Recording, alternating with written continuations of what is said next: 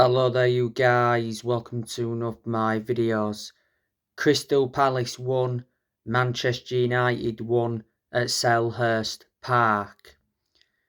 Crystal Palace rescued a point. Michael Olise scored a brilliant free kick in stoppage time.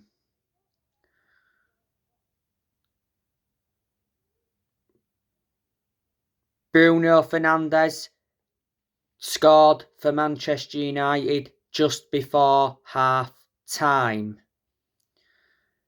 It was a good finish from Bruno Fernandes from Christian Eriksen's pull back. Bruno Fernandes also scored against Manchester City. He scored the equaliser. Bruno Fernandes has been a Manchester United player for over 2 years. Manchester United got him from Sporting Lisbon back in January 2020. By the way, Casemiro is suspended for the game against Arsenal. He did receive a yellow card.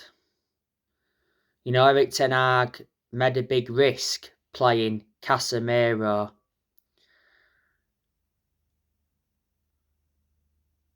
Manchester United could have had a penalty in the game.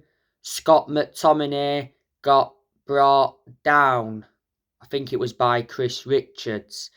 VAR intervened, but they overturned it. Aaron Wan-Bissaka made a very good tackle on Wilfred Zaha. Aaron Wan-Bissaka, of course, was reuniting with his former club, Crystal Palace. Obviously, Bissaka's playing for Man United at the moment because Diego Dalot is unavailable. We saw Wout Weghorst make his debut for Manchester United. We had to start Wout Weghorst because obviously Anthony Martial is unavailable. He's injured again. Martial's been hampered with injuries this season. But it's disappointing. You know, Manchester United dropped 2 points and we missed out on the chance to go second. And Crystal Palace have ended Man United's 9-game winning run.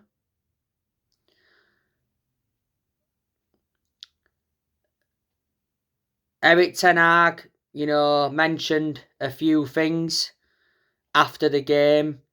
He criticised Manchester United after Palace draw, saying that we need to learn. And he says we need to be more ruthless after the Crystal Palace equaliser.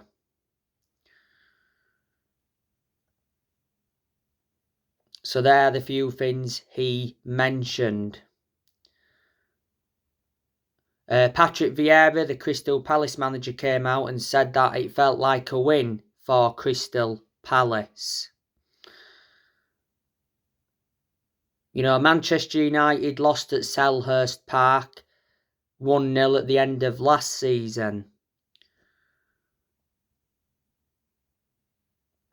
Man United, of course, had players missing. Obviously, there was no Anthony Martial.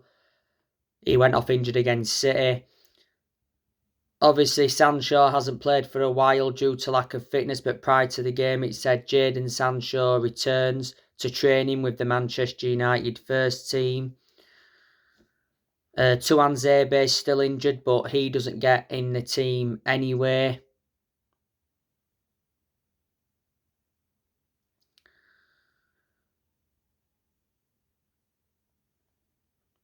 Van der Beek, he's out for the rest of the season with a knee injury. Ten Hag confirmed that prior to the City game.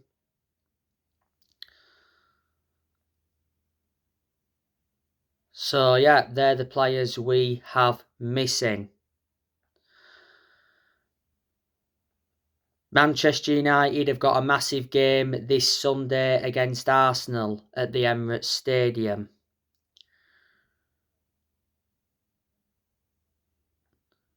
Crystal Palace, yesterday they were missing a few players. There was missing James McArthur, he's injured. There was missing Nathan Ferguson, he's been injured. And there was missing Tim Anderson. Crystal Palace, they'll probably finish mid-table this season.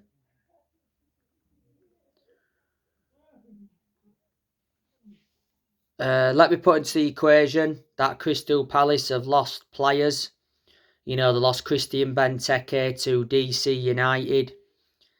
They lost Robert Street, he's at Shrewsbury. They lost Andros Townsend quite a few years ago, he's at Everton. They lost Aaron Wan-Bissaka to Man United back in 2019. They lost Jack Butland earlier on in this window. Man United got Jack Butland on loan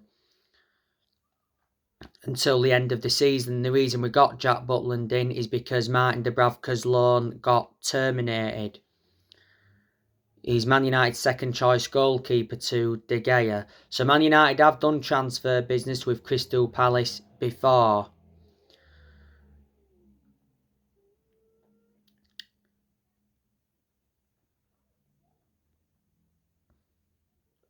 So yeah, they are quite a few of the players that Palace have lost. The Crystal Palace manager is Patrick Vieira. He got appointed in as the Crystal Palace manager back in July 2021, so he's been the Palace manager for over a year. He's under contract with Palace until 2024. Vieira replaced Roy Hodgson. Roy Hodgson left Crystal Palace the season before last. When he left Palace, he went to become Watford manager. But Vieira, before Palace, he managed Nice in France. Before then, managed New York City. And before then, managed Man City's under 19s.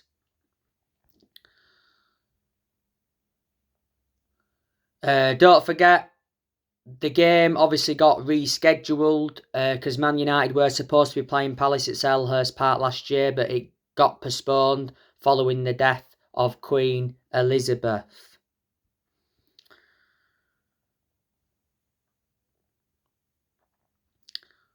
Now, yesterday I obviously gave you the news on Sir Jim Ratcliffe. Sir Jim Ratcliffe confirms he's in the running to buy Manchester United. Billionaire company Ineos is in the process, spokesman says. Sir Jim Ratcliffe is a billionaire. He's been interested in buying Manchester United for quite some time. The Glazers are looking for around $5 billion to sell the club. It said towards the end of last year that the club is aimed to be sold by March. Revert back to the 30th of December of last year, Avram Glazer was spotted in Doha, which is Qatar, trying to sell Manchester United. But we've got to get the Glazers out of the club because they've been a massive issue at the club for such a long time. And that explains why United fans have been protesting against the Glazers for such a long time. The Glazers have owned United for around 17 years. They purchased the club for around 790 million back in 2005.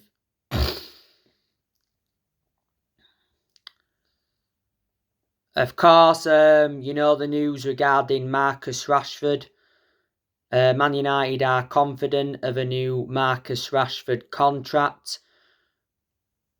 Rashford is set to receive an increase on his £200,000 a week salary.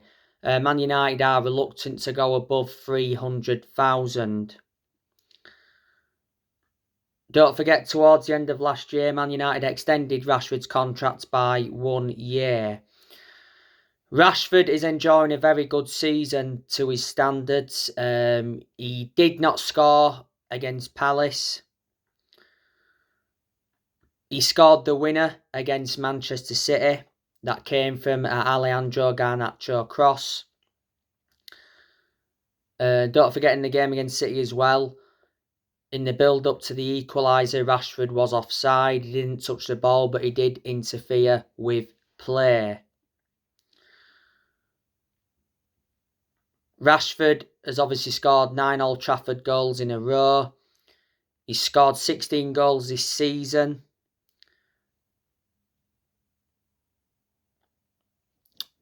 Doing really, really well.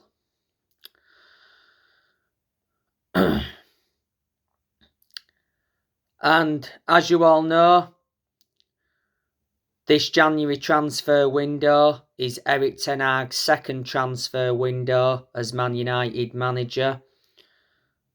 You know, so far, Ten Hag has brought 2 players in this window. He brought Wout Weghorst and Jack Butland in on loan.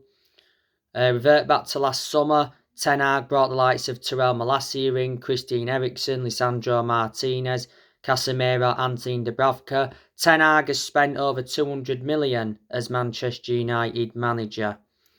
Let me put into the equation that he's let players go as well. You know, last year, a lot of players departed the club. You know, Ronaldo got sacked. He's now in Saudi Arabia playing for Al Nassr. Cavani and Mata left on free transfers last year. Pogba and Matic left on free transfers. Pogba went back to Juventus and Matic went to Roma. Lingard left on a free, he went to Forest. Man United sold Andres Pereira to Fulham. Sold James Garner to Everton. Loaned Ethan Laird out to QPR, loaned Hannibal Mejbr out to Birmingham, loaned Amad Diallo Traore out to Sunderland.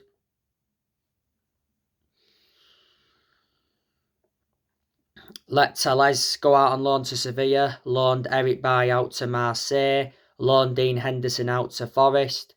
Lee Grant left last year. So yeah, there are a lot of players that departed the club last year. And certainly this year, Ten Hag will be getting rid of more players. I think this year Tom Heaton will be leaving. You know, Tom Heaton's Man United's third choice keeper. Obviously with us getting Jack Butland in on loan.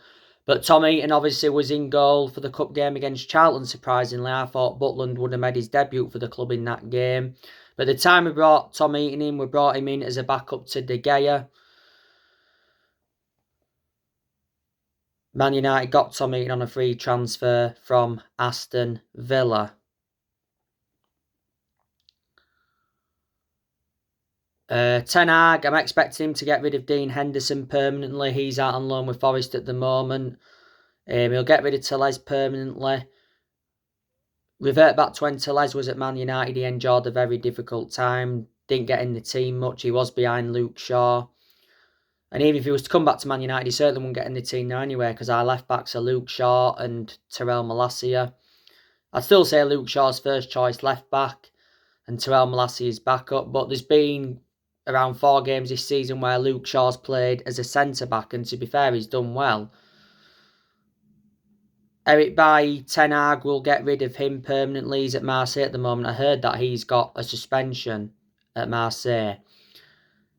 Bailly was good when he was at Man United. He was just injury prone, which is a concern. Manchester United got Bailly from Villarreal back in 2016 for 30 million. But Bailly won't be able to get back to Man United, would he? Because our first choice centre-halves are Varane and Martinez. And our backup centre-halves are Maguire and Lindelof. So there's no way that Bailly'd get in. There's a chance that Wan-Bissaka will be leaving the club this year as well.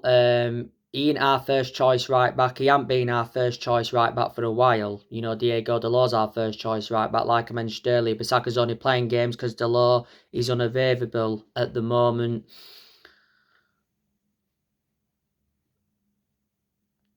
I think Ten Hag could get rid of Fred this year. You could still say Fred is one of Man United's first choice centre midfielders, even though we brought Casemiro and Christian Eriksen in. You know, Fred started games this season alongside Casemiro and Christian Eriksen. Had some good games this season, to his credit. I think his best game was the 2-0 win against Tottenham. You know, Fred scored in that game. Don't forget, towards the end of last year, Man United extended Fred's contract by 1 year. Man United got Fred from Shakhtar Donetsk in a deal worth 50 million back in 2018. I I think Ten Hag could get rid of Scott McTominay as well this year. If he doesn't leave this year, leave next year. Can't get in the team, can he? You know, he's behind the likes of Fred, Casemiro and Eriksen. McTominay obviously used to be one of our first choice centre midfielders before Casemiro and Christian Eriksen came in. McTominay, you know, he's recently been subjected to transfer speculation. Newcastle have expressed an interest in McTominay. Man United want around 30 million. McTominay said he's worried about the lack of game time under Ten Hag. McTominay has been part of the club for a long time. He's been at Man United for around 21 years. He joined our academy in 2002, broke into our senior squad back in 2016, and McTominay's weighed around 193 appearances for the club and scored 18 goals. He's under contract with the club until 2025.